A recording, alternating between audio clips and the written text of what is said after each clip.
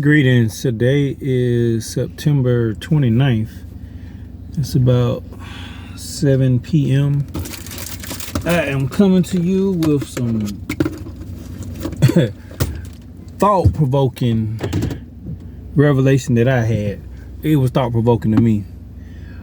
One of my best friends called me and she asked me, it was like a text message, and she was like, life is a marathon, right? And so we joking or whatever, and I said, well, Forrest Gump said it's like a box of chocolate. And then I started tripping. It melts in your mouth, not in your hand. So we giggling and kiki-kiing or whatever, and then it gets serious, and it's just like, you know, life is about how we spend our time, the choices that we make. It's a marathon because you got to take your time in the choices that you're making. You got to take time to make them choices. That means think about it. Consider the repercussions, the consequences of your actions. But as an immature person, as a young person, we don't always think about that, and we make not so great choices. I paused because I was about to say stupid, and then sometimes you don't know better to do better, and then I was about to say dumb, and I was like, yeah, you know, I don't want to say dumb. I mean, we can't learn. So it was just like, at what point, looking at how they did this wall, but it was like, at what point do we mature to the elevation of making better decisions? And then God had jumped in and he was just like, well, look at what I've been reading to you. Well, I've been having you read all week. Philippians 3 and Philippians 4. And Philippians 3 was centered around forgetting the past, pressing forward to your future. Have you gained Christ? I'm like, what is Christ? Like, what is the anointing? Jesus Christ, the anointed one. Are you of the mindset where you can manifest on earth? Can you manifest God's promises on earth? Can you allow God's love to manifest through you on earth? And it was like, are you holding on to these traditions, these laws, this self-righteousness, how you think things supposed to be? You gonna work yourself into poor health just to attain what you think is wealth or just financial wealth? And then when you get all this money, can you enjoy it? Have you ran away everybody because you was mean, stressed out, frustrated?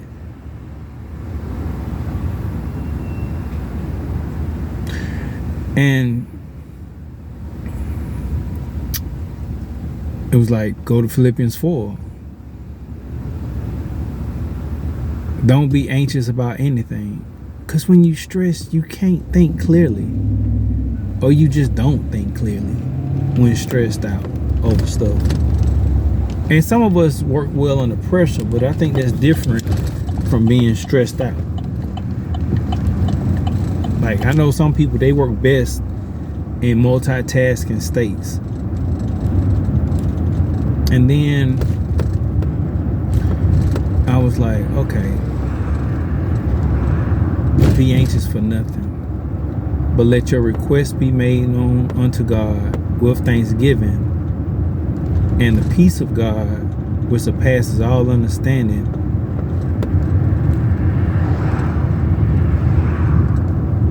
I'm gonna put it in the notes because I'm trying to remember, you know, what it said, but I mean, pretty much God got you. And then it said, meditate on these things. It's telling you how to focus your brain. That which is good, lovely, just, pure. All these different things to meditate on.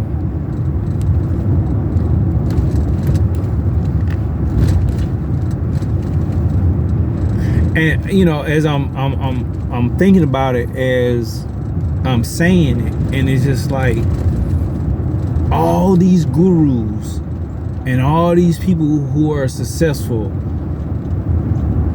Jim Rohn, John Roth,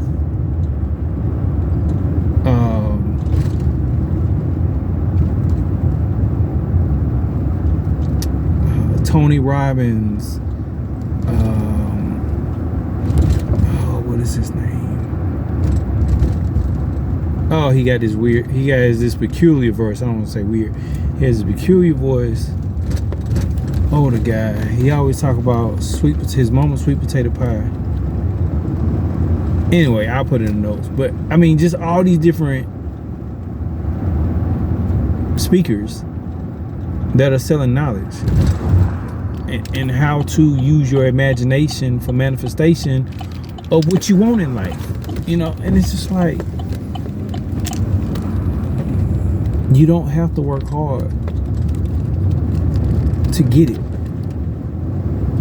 And I've just been on for the last 3 weeks, have been just on this mind renewing process to recognize the blessings and focus on being thankful and focus on being mentally healthy. I hate when jokers put stuff on the mailbox. Sometimes it's a test to see if somebody's, people's moving back and forth. And then it's guerrilla marketing. But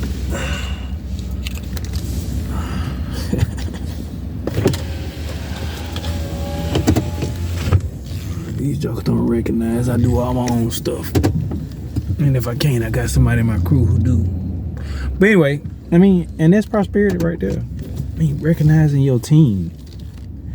And I realize I've attracted a lot of people like me who have been the go-to guy, the person that gets it done and is able to do these things, but really don't have nobody to depend on outside of them. And I realized that looking at my dogs running up to the fence, I just realized, and I mean, those are these puppies right here, which they about a year old almost. They 10 months old, but they are a manifestation of what I put out in the universe, saying a confession that I made that I wanted, a prayer that I sent up. It was like, I want me 2 puppies that I can raise.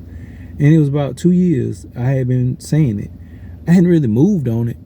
And then my uncle and auntie was like, hey, we about to have some puppies.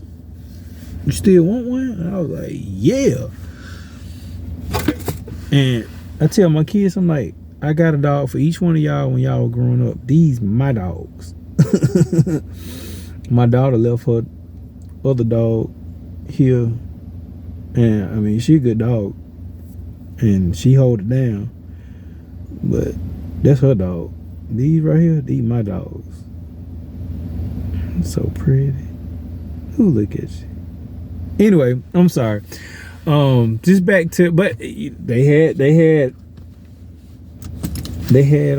purpose in saying that, it was a manifestation of my imagination or something that I wanted. And I even had to go through like why I enjoy being in love. Because in love, I have manifested so much because of my love for the person, or just in that euphoric state. I recognize I'm in my most creative state. But the key thing that I was missing was being in love with myself, which I had been working on for the last year, and being in love with my future, which I've been working on for the last couple of months. And it's just like, wow. To grow up not even having that as a thought, because I always saw my parents grinding and just going through the hustle and bustle every day. I mean, yeah, we get some playtimes and stuff like that. I don't want to say like I just had some crazy childhood, but you can't do anything about what you don't know. You can't grow into the person that you don't even know exists. And that's the point of this message that I'm putting out. I pray that you recognize that you can love yourself and be in love with yourself and be in love with your future and imagine the life that you want. Even the makeup in relationships, and even if it don't happen with the person that you broke up with, there's always somebody else that can be a replacement and be a trajectory to a whole different plateau of relationship.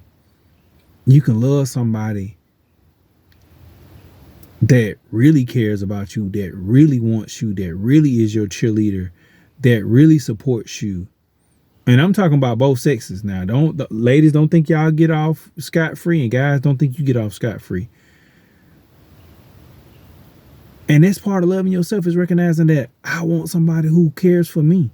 Part of my daily confessions, I have a mate that treats me great, and I do the same for her.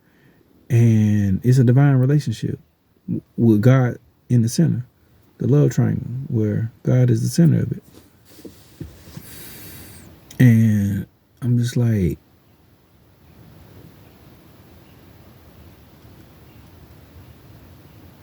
what on this earth can you not have?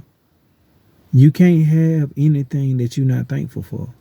You can't have anything that you don't see yourself in. You can't have anything divinely given when you full of strife and unforgiveness and regret and upset. It don't work like that. And the enemy does everything to try and knock you off of having life in abundance. John 10:10, the thief comes to steal, kill, and destroy the life in abundance. But I, Jesus, have come so that you may have life and have it more abundantly. Life ain't strife. Life is being able to, and I was talking to who I call my brother, but he's really my cousin through a previous marriage, but we tight like brothers. And I was talking to him, and I was just like, do you recognize how much we've had dreams but not been able to capitalize on them because we've been so focused on this relationship or raising our kids or trying to make ends meet or just taking a minute for ourselves just to have some mental health or getting our health in order or whatever. I mean, just the cycle of just boom, boom, boom, boom, boom, you know? And I was just like, it's time for us to manifest these things, to live on a better level, a different level. And for a while, I thought I could only produce this type of lifestyle that I want to live with a woman because I saw how me being in love would always manifest these things. But now it's just like, whoa, being in love with myself, being in love with God, being in love with my future. And it's all been in Philippians 3 and Philippians chapter 4. And yes, another place in the Bible, but them two chapters right there, it give you the nitty gritty of really manifesting what you want in life. But you got to be thankful. Be thankful for what you got right now, because that's your prayer for abundance. Be thankful for your health that you got. Maybe one need may not be the best, but the other need is great. Your arms and your neck and all this other stuff is great. And divine intervention will come through and help you with things. I had an accident around this time last year. Matter of fact, it was September 1st. Last year I had an accident. I got rear-ended in this truck and just bought this truck. For me, this truck is a year old. And I just bought this truck, and I'm sitting still in the on the expressway like this. Boom. I'm like, what in the world? I don't even know what happened. I look behind, this car broke up, then hit me, and this other car, going beside, and it's just like, whoa. Wasn't their fault. Insurance paid for it, but it caused me to have appreciation for chiropractic. So I got chiropractic treatment now. I just go on a regular basis because I recognize like aches and pains I used to have. It's just like, ooh, but that's life in abundance. That's health. That's health. Having a nagging shoulder on a regular basis, ooh, that was irritating. That was very irritating. And now to be able to work and not have those irritations, to be an ex-athlete and know how to lift and all this other stuff and still stretch and maintain my flexibility and all that stuff, and be 45 years old and be in decent shape. I like what I see in the mirror. I could stand to lose a little bit on my gut, but I still like what I see in the mirror. And I even realizing that I like what I see in the mirror because I like who I'm evolving to be. I'm excited about who I'm growing in to be. In love with myself, taking care of myself. Like in an hour, I'm going out to eat with a friend. He's meeting me up, at a restaurant, and we taking time to say, hey, we chopping it up. Valuing life. Taking time for people that matter. And I was telling the same thing with my brother. I already explained the situation, but he, for all practical purposes, he's my brother, and I was explaining to him like, dude, you need this X, Y, and Z done. This stuff moved. We gonna get it done. I'm not finna sit up here and let you do this by yourself. I got you. You important to me. We gonna get it done. I make time. If I'm gonna say you're important, you gotta be important. And then that was a whole conversation about being wealthy enough to be able to take time off work. How I'm gonna say, and it's in the past, it's been a dilemma of, if I take off work, am I gonna have enough resources to be able to support the household and the lifestyle that I'm living, versus, I can take off work and be with my mama during this surgery, or be with my friend and help them out, or do whatever I need to do. Even if I just need to take a mental health day, be able to do that, have the time to do that, and really show people that, yeah, you do matter. Work is not before family. For a lot of us, work is before family. And that's a poverty mindset.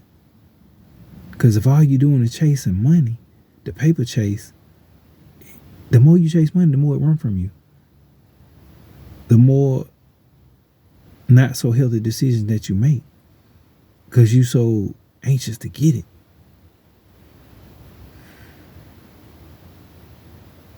I'm thankful I'm delivered from that. I had 2 doctor's appointments today. It was just follow-up checkups and a chiropractic appointment. And I was tired. I said, you know what? I'm finna take a nap. Took a nap.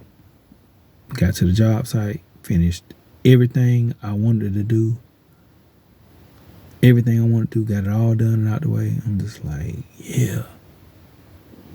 Cool. This is the life I want to live. This is the life that I'm living.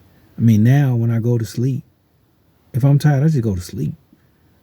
I'm not worrying about what time it is. Oh, it's 8 o'clock. No, I'm tired. I'm going to go to sleep. If I wake up at 2 o'clock in the morning, I'm up. Well, I wake up and I'm up. I do my commune with God. Say my prayers. If I'm still up, take care of whatever I need to take care of. Watch some TV or whatever. And if I go back to sleep, I go back to sleep. If I don't, I don't. And get up and go to work. But just recognizing to take that time and be at peace with that. And no, it's not healthy to be up and not get the recommended amount of sleep, but at the same time, it's just like I'm able to do that. So all I can say is be in love with yourself. Be in love with your future. Read Philippians 3, read Philippians 4, John 10:10. I'll post it in the not the comments, but the description. Write out your confessions. Write out your draw out your vision board. Write out what you want to happen in your life and imagine it. And just imagine it. And let love and respect be the focus of your life. Love incorporates respect, but just let love be the focus of your life. Let love be the focus of your life. I challenge you to grow in your love life.